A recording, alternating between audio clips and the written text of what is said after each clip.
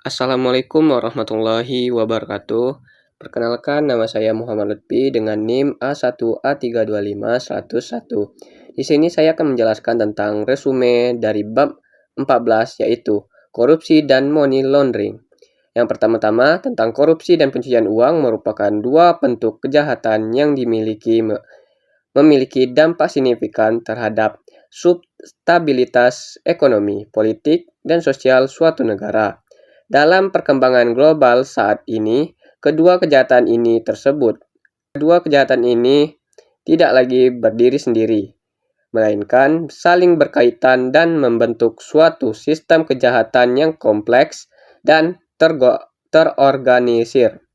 Korupsi sebagai penyalahgunaan kekuasaan untuk berkepentingan pribadi menghasilkan keuntungan ilegal dalam jumlah besar, sementara pencucian uang berfungsi sebagai sarana untuk menyembunyikan kecurigaan dari aparat penegak hukum. Oleh karena itu, pemahaman mengenai hubungan antara korupsi dan pencucian uang menjadi sangat penting dalam upaya pemberantasan kejahatan ekonomi modern. Fenomena korupsi telah menjadi masalah global yang terjadi di berbagai negara dengan tingkat dan bentuk yang berbeda-beda. Dalam kajian akademik, kondisi korupsi tidak hanya dipahami sebagai tindakan individu, tetapi juga sebagai fenomena struktural dan kultural yang dipengaruhi oleh sistem, politik, ekonomi, dan sosial suatu negara.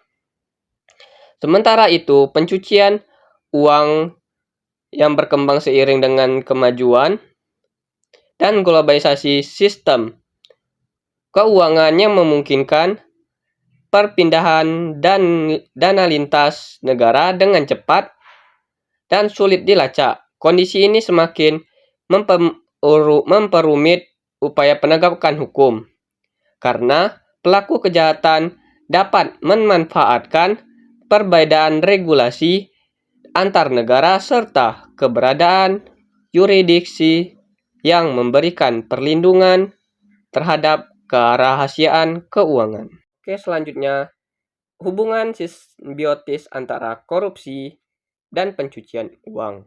Dalam literatur akademik, hubungan antara korupsi dan pencucian uang dijelaskan sebagai relasi yang bersifat struktural dan fungsional. Dalam kejahatan ekonomi modern, Susan Rose Ackerman dalam karyanya menegaskan bahwa korupsi menciptakan aliran dan dana ilegal yang tidak dapat langsung digunakan tanpa risiko hukum, sehingga membutuhkan mekanisme pencucian uang agar dana tersebut dapat diintegrasikan ke dalam ekonomi formal. Sementara itu, Brigti Unger menjelaskan bahwa pencucian uang bukan sekedar aktivitas lanjutan, tetapi merupakan bagian integral dari strategi kejahatan karena memungkinkan pelaku menikmati hasil korupsi secara aman dan berkelanjutan. Pandangan ini diperkuat oleh Donato Maciandro yang menyatakan bahwa keberadaan sistem pencucian uang yang efektif meningkatkan intensif untuk melakukan korupsi dalam skala besar karena menurunkan risiko deteksi dan penyitaan aset. Dengan demikian, hubungan keduanya membentuk suatu siklus tertutup di mana korupsi menghasilkan dana ilegal dan pencucian uang melindungi serta memperluas pemanfaatan dan dana tersebut. Korupsi dan pencucian uang merupakan dua bentuk kejahatan yang memiliki dampak signifikan terhadap stabilitas ekonomi, politik, dan sosial suatu negara. Dan materi selanjutnya yaitu faktor penyebab struktural dan kultural. Penyebab korupsi dijelaskan dalam literatur sebagai hasil interaksi antara faktor struktural dan kultural.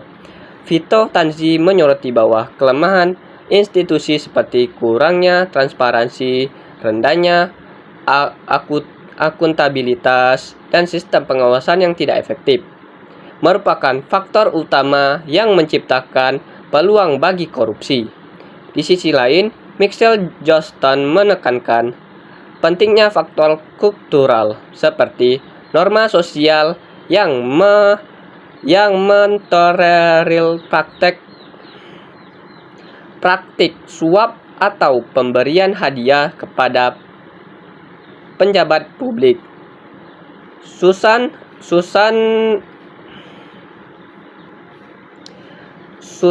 Rose Ackerman juga menyatakan bahwa ketika masyarakat menganggap korupsi sebagai hal yang wajar, maka upaya pemberantasan akan menjadi lebih sulit karena tidak ada tekanan sosial yang kuat untuk perubahan.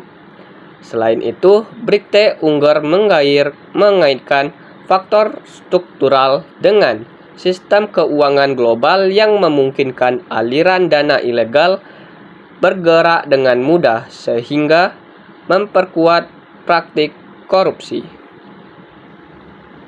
Oleh karena itu, korupsi harus dipahami sebagai fenomena multidimensional yang praktik korupsi yang tidak hanya disebabkan oleh individu tetapi juga oleh sistem dan budaya yang melingkupinya.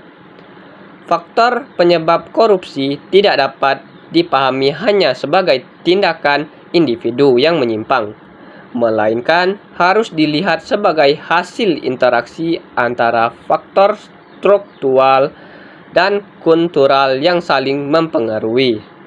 Dalam perspektif struktural, korupsi muncul akibat kelemahan dalam sistem kelembagaan yang mengatur kekuasaan, pengelolaan sumber daya, dan mekanisme pengawasan. Vito Tanzi menekankan bahwa salah satu penyebab utama korupsi adalah rendahnya akuntabilitas dan transparansi dalam birokrasi, yang menciptakan peluang bagi penjabat publik untuk menyalahgunakan kewenangan. Selain itu, faktor struktural juga berkaitan erat dengan kondisi ekonomi dan politik suatu negara, ketimpangan pendapatan, rendahnya gaji pegawai negeri, serta sistem politik yang tidak transparan seringkali menjadi pemicu terjadinya korupsi. Susan Rose Ackerman menjelaskan bahwa ketika intensif ekonomi tidak seimbang, misalnya gaji rendah tetapi dimiliki akses besar terhadap sumber daya, maka peluang korupsi akan meningkat. Di sisi lain, sistem politik yang lemah seperti kurangnya kebebasan pers dan lemahnya lembaga pengawas juga memperburuk situasi karena tidak ada mekanisme kontrol yang efektif terhadap kekuasaan.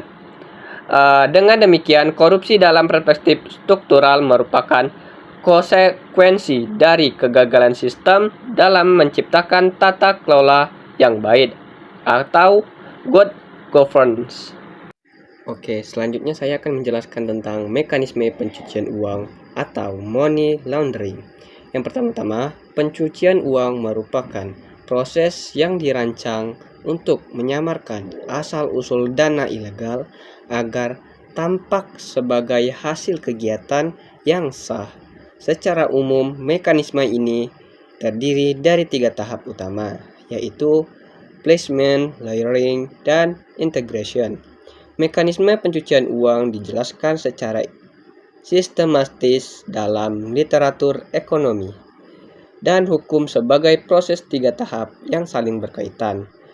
Yang pertama, placement, melibatkan pemasukan dana ilegal ke dalam sistem keuangan yang seringkali menjadi titik paling rentan terhadap deteksi. Tahap kedua, layering.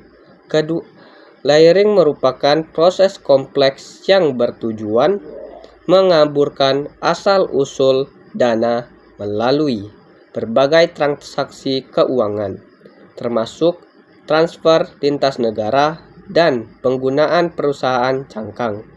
Tahap terakhir, integration, adalah proses di mana dana tersebut dimasukkan kembali ke dalam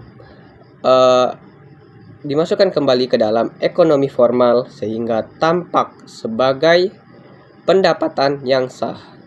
Dan selanjutnya, tantangan dalam era globalisasi. Yang pertama, globalisasi telah menciptakan tantangan baru dalam pemberantasan korupsi dan pencucian uang, terutama karena meningkatnya mobilitas modal dan integrasi sistem keuangan global. Dikte Unggul menjelaskan bahwa perkembangan teknologi keuangan memungkinkan transfer dana secara cepat dan sulit dilacak, sehingga mempermudah pelaku kejahatan untuk menyembunyikan aset mereka. Dan Donato Masciandaro menambahkan bahwa perbedaan regulasi antara negara menciptakan celah yang dapat dimanfaatkan oleh pelaku untuk menghindari penegakan hukum. Selanjutnya, perbandingan penanganan Indonesia versus Korea Selatan. Yang pertama, perbandingan antara Indonesia dan Korea Selatan dalam literatur menunjukkan perbedaan signifikan dalam efektivitas pemberantasan korupsi. Susan Rose Ackerman menekankan bahwa keberhasilan suatu negara dalam mengatasi korupsi sangat bergantung pada komitmen politik dan kekuatan institusi. Dalam konteks Indonesia, Michael Johnston melihat adanya tantangan berupa jaringan korupsi yang kuat dan keterkaitan antar kekuasaan politik dan ekonomi. Sebaliknya, Korea Selatan sering dijadikan contoh keberhasilan karena reformasi birokrasi yang konsisten, penegakan hukum yang tegas, birokrasi yang konsisten dan penegakan hukum yang tegas. Vito Tanzi menyoroti bahwa penggunaan teknologi dalam pelayanan publik di Korea Selatan telah meningkatkan transparansi dan mengurangi peluang korupsi. Mungkin segitu saja penjelasan dari saya. Wassalamualaikum warahmatullahi wabarakatuh.